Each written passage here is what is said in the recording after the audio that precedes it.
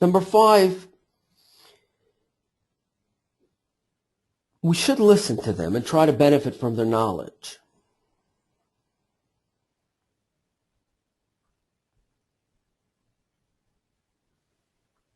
Number 6, listen actively and acknowledge. It's better to paraphrase rather than interrupt. It'll show them that we respect their expertise.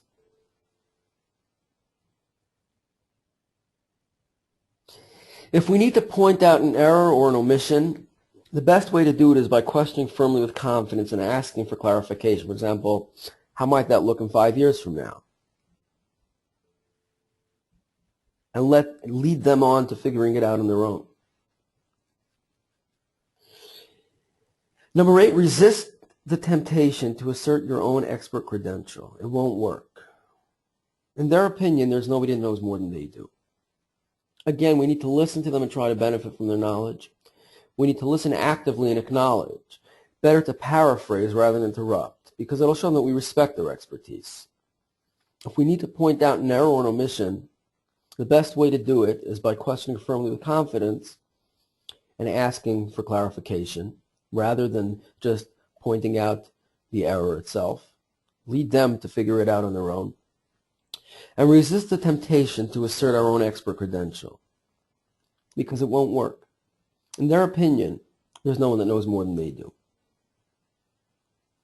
These are some of the more effective tactics used to deal with that know-it-all expert employee who can make the culture in the workforce extremely difficult.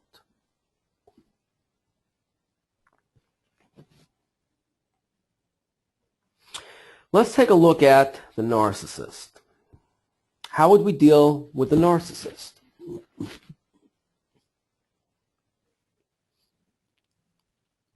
Number 1, know how you feel about the person and how they affect you.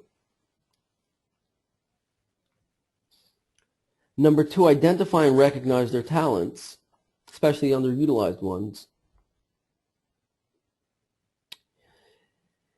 And lead them to activities that test these talents.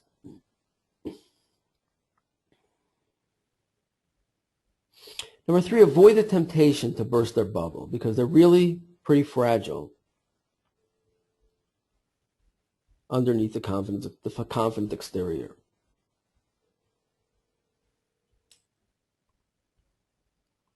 Number 4, encourage their participation in activities that require their dependence on others. This can very subtly lead them to realize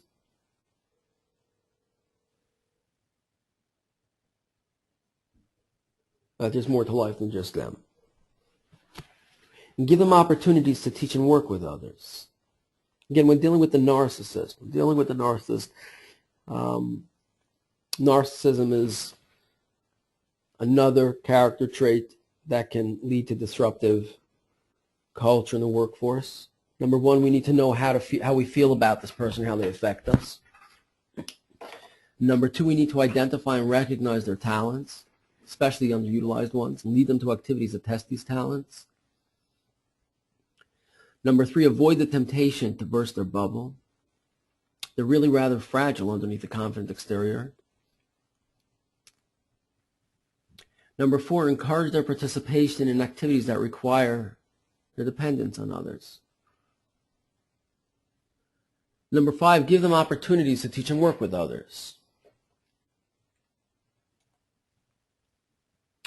Number 6, have them role play a timid or shy person to feel the other side. Use similar techniques to encourage empathy. Number 7, state correct facts or alternative opinions as descriptively as possible, but at the same time avoid deflating their opinions.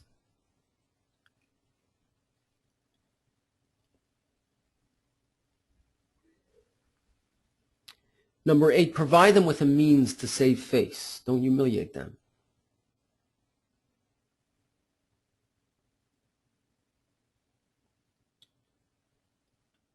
Number 9, be ready to fill the conversation gap yourself.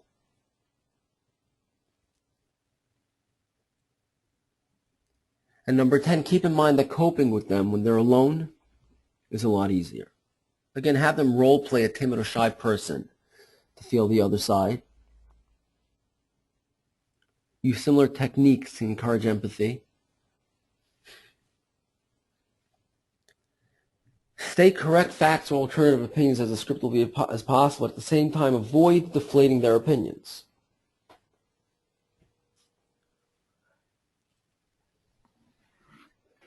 Provide them with a means to save face. Don't humiliate them. Be ready to fill the conversation gap yourself. And keep in mind that coping with them when they're alone, one-on-one, is an awful lot easier. These are some of the tactics used when dealing with the narcissist.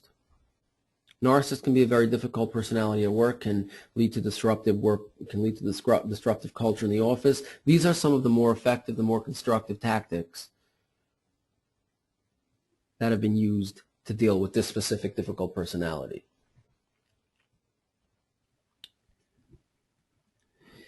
Let's take a look at the toady. That toady personality at work. How would we deal with this personality? So number 1, treat them well and in a positive manner.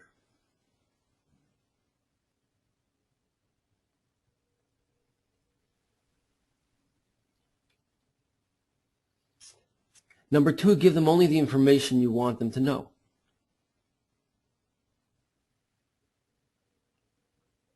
Number 3, understand and appreciate their power and value.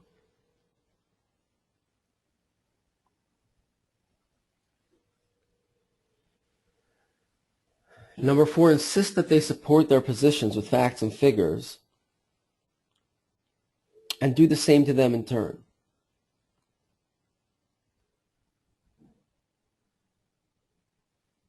Number 5, ask them to let you know their dislikes. And invite them to disagree with you in a safe way. Make it safe for them to disagree with you. Again, treat them well and in a positive manner. Give them only the information you want them to know. Understand and appreciate their power and value.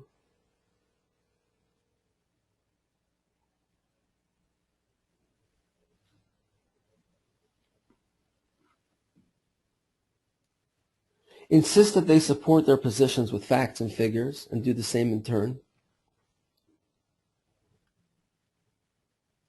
Ask them to disclose their dislikes. Invite them to disagree with you, and make sure that they'll feel safe in doing so.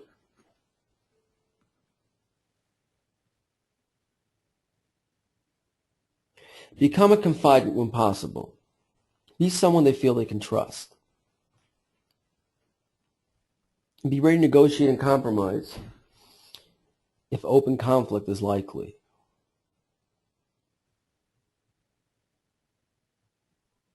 Ask them to tell you about things that might interfere with your good relationship. Number 10, listen closely to their humor, because there may just be hidden messages contained in it. Again, we need to become a confidant when possible. Be someone they feel they can trust. This will facilitate more open dialogue. Be ready to negotiate and compromise if open conflict is likely. Ask them to tell you about things that might interfere with your good relationship. So reveal some of the things that they were always scared to say. Listen closely to their humor, because there may just be hidden messages contained in it. They may be trying to convey something, but being the toady personality that they are, the only way they'd say it is when it's subtly contained within a joke.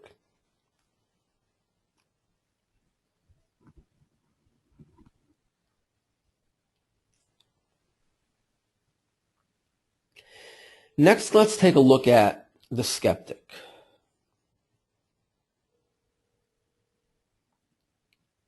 How would we deal with this skeptic personality, the skeptic employee? Number one, we need to disentangle ourselves from their web of suspicion. Number two, never pass suspicion down to them.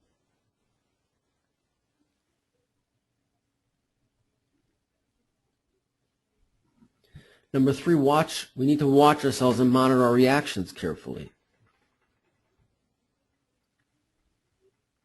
Number four, open dialogue with others to relieve suspicion.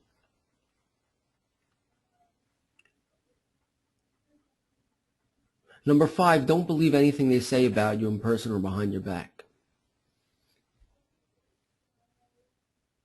Again, we need to disentangle when dealing with the skeptic personality in the workplace. Difficult personality to deal with. We need to disentangle ourselves from their web of suspicion.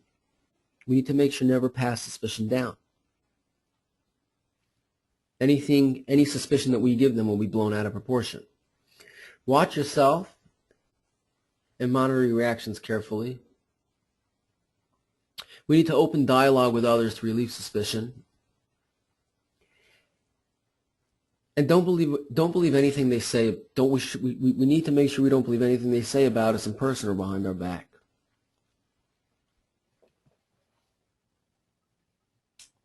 We need to make sure we document everything.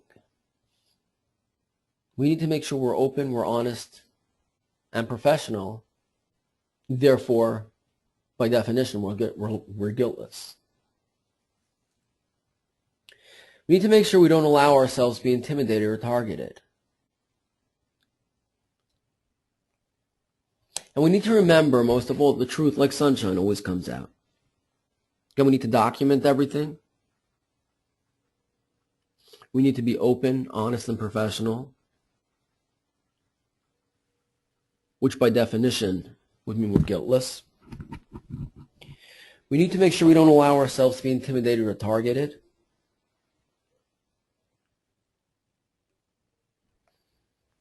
And we need to remember that at the end of the day, the truth will always come out.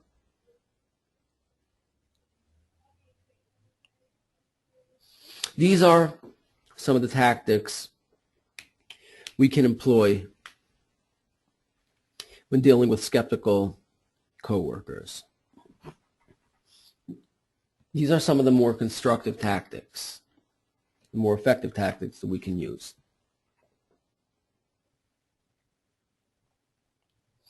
Next, let's take a look at the shy and the quiet. How to deal with the shy and quiet coworker. Number one, we need to put ourselves in their shoes. We need to make sure we don't misinterpret shyness for aloofness. Number two, it's best to use one-on-one in small group environments to sort of draw them out of their shells.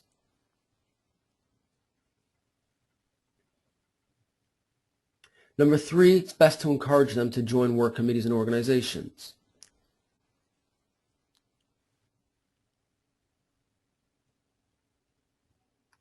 Number four, we need to develop trust and friendship with this person whenever possible.